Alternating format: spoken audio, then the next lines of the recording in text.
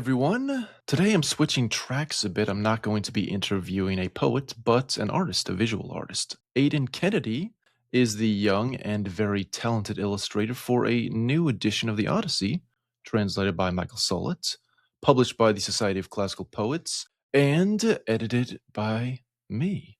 There's no conflict of interest here, I promise. I should say, on a side note, that if you're writing a book today that isn't being edited by me, it's very bad for you. You're probably releasing an inferior product into the world. Your manuscript is likely flawed in innumerable ways. And lastly, you're doomed to failure because you don't have the benefit of me promoting your work. But what am I talking about? This isn't about me. It's about Aiden. Welcome to the show, Aiden. How are you doing today? I'm doing quite well. It's first time ever being interviewed by anyone, so hopefully that goes well. But yeah, thank you. How are you doing? I'm doing great, thanks. First time being interviewed, but not the last, I think. Hopefully. We'll see. So, Aiden, my first question for you, in this age we're living in, this new age, artists everywhere are being put out of business, not because AI makes better art than humans, but just because it's cheaper. It's hard for artists in this economy, and yet you're doing well, getting new commissions. How do you do it, my friend? Well, I think first thing, we were all really worried about AI, especially when it was first coming around and you had the different variations getting like exponentially better over time. But it does seem like that is reaching a sort of plateau, at least for now. And so there are still artists getting jobs out there, but it is a good point. The art world is going to be a lot more competitive right now. I owe my own relative success, partly, of course, to just connections, getting to know the right people from a young age, which was very beneficial to me. And also just, I happen to fall into a very specific niche, I think, classical art and specifically illustrating books and more classical works of literature is not a thing that a lot of people are doing. If I was to try to compete with people who are doing illustration for video games or movies or anything like that, I don't think right now at my current skill level or style, I would be able to measure up. But I think I'm in the right lane for myself. So it ended up working out very nicely. Hopefully that continues. Yes, I think it will. One thing about this Odyssey project that we've done is that no one on our team really has any formal training in what we're doing. In my capacity as editor, I've kind of fallen into this, come through the back door. We've all had some college at least, but we're not PhDs in our field. And so I was wondering if you could just share your story about how you arrived on this path that you did. Yeah, I have always been drawing and I enjoy it a lot. Mostly it was just because I wanted to put the cool images of people fighting each other or whatever on the page so that I could see it. I had the vague idea that it would be cool to do that for money and professionally, but I didn't think that that would ever happen. I'm still in college, but not for art. I went for political stuff because I happen to also be interested in that. And I thought that that was the direction I would end up going. But through some twist of fate, a friend of my own parents who was somehow connected to you guys, named Paul Erlandson, he recommended me to you guys. And from there, it just happened. I don't know why I always practiced so much, but it ended up coming to fruition in this way. So I do know Paul. He's a great guy. I met him last fall, actually, at a poetry symposium. It's great that that connection is there.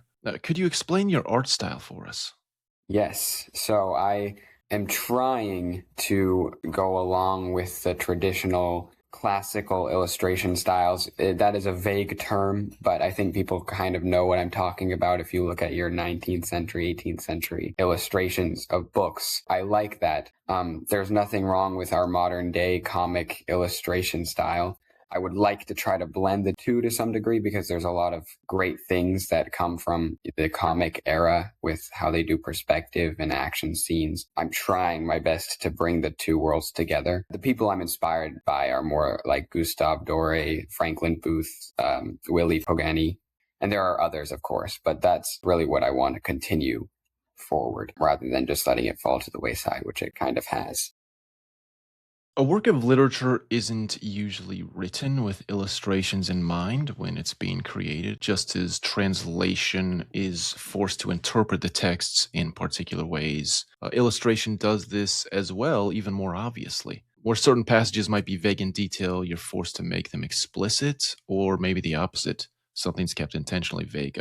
One thing I was struck by in the work is that in none of the illustrations do we ever see Odysseus's face. His back is always to us. There's a mystery there. And my question is, how do you think your illustrations change how people experience Homer? Yeah, I hope and I think that it changes it in the same way it did it for me, which is just bringing the more vague, out there moments to us in a real way. Because the average listener back during Homer's time would have understood what he was talking about. That's the whole pillar of this specific Odyssey project, which is to make it clear to the reader and kind of make the cinematic aspect of the storytelling real again to someone reading it today and take it away from the academic air that it has carried for so long. And I think the illustrations go along with that by making the reader be able to just experience the story and enjoy the story like someone could have of a long time ago. And so since we don't know what certain things looked like, the average person doesn't at least, putting it right in front of them takes away that burden of their imagination having to just try to figure out what that might have looked like, and just puts it in front of them so they can imagine the things that I really can't draw, like Odysseus's face or something like that. I mean, I could draw it, but it's better to imagine it, I think. Like, I did a few readings of this Odyssey a few years Yeah. ago that I just visualized with random images that I found. There's a lot of historical images, especially about killing the suitors. There's a lot of that, and like him with his bow. And then there's certain things like the Cyclops. But for what we've done, for what you've done, illustrating the lesser known kind of everyday things, like there's nothing of that almost at all. Yeah. I don't think you'll find a drawing of Odysseus throwing a discus. It's Yeah. kind of cool. Yeah, this is a unique thing. Now, if I were to describe the illustrations in one word, I think it would be meticulous. There's a meticulous focus on historical accuracy, cultural, archaeological accuracy, even when the facts aren't known for sure. In the case of the way, like, the axes were laid out in the bow shot illustration, for example, there is still a high degree of historical plausibility. And I know you worked with the translator Mike Solot very closely in getting these illustrations right. Do you think you could walk us through your process there? Like, what is a typical day for you in creating one of these illustrations from first sketch to finished drawing? I mean, it starts out, the whole process could take a long time or a short time, depending on whatever we're drawing. The bow shot, which is on the cover, was definitely the longest, I think, in terms of which ones we did. But it would start out with him just explaining the scene to me. I would read the scene as well, but he would just go through and explain it in depth so that it would just clarify everything for me. And then I would go to the drawing board, make 1, 2, 3 sketches, send them over to him, and we would call again, talk about those, go back, start sketching again, and we would just continue that process until we narrowed it down to the exact image that we wanted. And then I would go off and ink it for however long that took. That one was probably the most difficult to get right, just because we wanted it to look like a plausible bow shot from perspective, not only to the average reader, but also to someone who's actually shot a bow before. So that did involve me going out to shoot bows and arrows with my wife and try to figure out what the perspectives would have been, and then figure out what type of bow we were using, look at a few reference images, and then try to line everything up exactly. And so there were many, many revisions, and we did it over and over again. That one was definitely the most difficult. And a lot of the time he would send me images of historical artifacts or old paintings that could be helpful for me to put things together. So it was a very meticulous process, but it was 100% worth it, I think. And it helped me gain a lot of new understanding for the Odyssey, which I'm very, very happy about. Happy to hold that. Another one is it's less of a prominent one, but it's related. There's an image of just a ship propped up by wooden beams being constructed. Sort of, the beams are crisscrossed in the same way that the axes are. They're related. It's supposed to show how the characters in the book got the idea to put the axes like that. And so that one took a while just because of how the perspective was and how I was trying to show a ship in construction. So that was a lot of revisions as well. That's so interesting that you didn't just look at books, but you resorted to experience for this too. I mean, actually shooting a bow and arrow.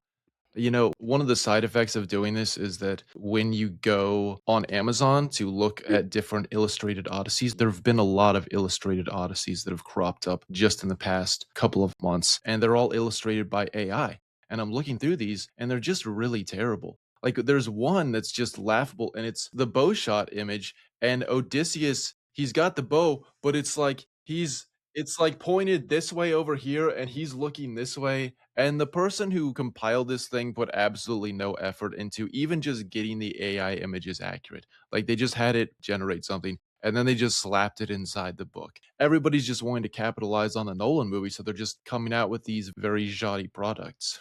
And I think the work that you've done definitely stands out among this. Thank you. We were so happy when we heard about the Nolan movie. We're like, yes, we're kind of coinciding with that. We can hopefully get some of that momentum come to our book as well. But we should have seen the AI coming. I do think that this book will outlast all of that, hopefully. And it's now in physical form, so there's no fear of it, some digital thing happening and it all getting destroyed. So I think it will outlast it. Whether or not it took some of our success in the moment, who's to say? But either way, it is unfortunate, all the slop that's just being spewed out. Were there any scenes you wanted to draw but didn't get to? Things that didn't make it into the book? For the most part, no, which is, I mean, normally that would probably happen, but we just this sheer volume of drawings we ended up doing, I was able to get most of the itches that I was feeling. There were some scenes like at the very end, we had so many drawings in the last books that we didn't want to overwhelm ourselves or the reader. And so I personally just enjoy drawing scenes of battle and conflict for some reason. And so the confrontation with the suitors, I was kind of excited to maybe do more images of the actual brawl. But the way we ended up doing it, I preferred. I think it was better. But that would be probably the only example I can think of now of something where I would have maybe enjoyed more scenes of just depicting that. Sure, when I get old, I'll look back and think, I wish I had drawn that. When I'm showing the book to people, the fight scenes, like I was showing this to my brother and to his friend, and they were just flipping through the book. And when it got to the one with the Cyclops smashing the heads of the two guys, they were just loving that. It was just so unexpected. You know, a lot of illustrators shy away from that now. Maybe it's not politically correct or something. When you try to get AI ChatGPT to generate an image, and I do this a lot for content creation, it will not generate any violent images whatsoever, even remotely violent. Like any hint or suggestion of violence, it won't do it. It's so sad. I mean, those are the best parts of that. That's why you still need real illustrators, at least right now. So, what are you working on next? My next big project, I will be working on some Iliad drawings for Hillsdale. They have some online courses, and so they were interested in hiring me for that, which is, once again, just amazing. And then there's another project. I don't know how much I am able to say about it, but a book of fables that is going to be coming out, I believe, sometime this year. So yeah, work is on the horizon. So that Iliad commission, that was a result of the Odyssey drawings. This project has led to that project. Yeah. Well, that's very exciting. Can you tell us anything more about the Iliad illustrations? I mean, is there a number of illustrations, any specific scenes that you know of at this point, or can you not really say? I don't know as many scenes as I will. I know at first I was expecting to maybe do around 40 drawings, looking like it might end up being more like 80. So that's exciting. A similar number to the Odyssey.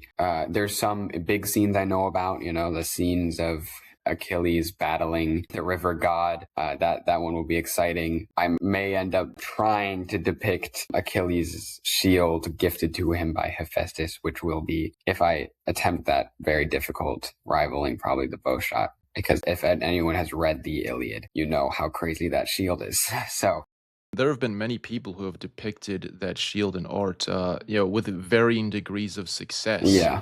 I think the best one was I've seen is like a French guy who did it in the early 19th century, maybe like 1820 some. That might be wrong. But you couldn't possibly fit all those details Yeah. onto a shield. Like, it's totally ridiculous. I'll do my best if, assuming we do that. But I think there's one aspect where you can just kind of imagine looking close at the shield and things pop out to you if it was to be in real life. But Yeah, there's ways that you could go with that to make it very unique, unlike the previous Yeah, illustrations that have been done. hopefully. I've been thinking about it a lot. Where can people see more of your work? Right now, I'm just on Instagram. You can see me at just Aiden Kennedy Art, but I will be branching out. I will be hopefully making a new website for myself soon, and I will be going onto Facebook as well. Okay, fantastic. Well, thank you so much, Aiden, for coming on and sharing all of your knowledge and expertise with us. Thank you for having me very, very much.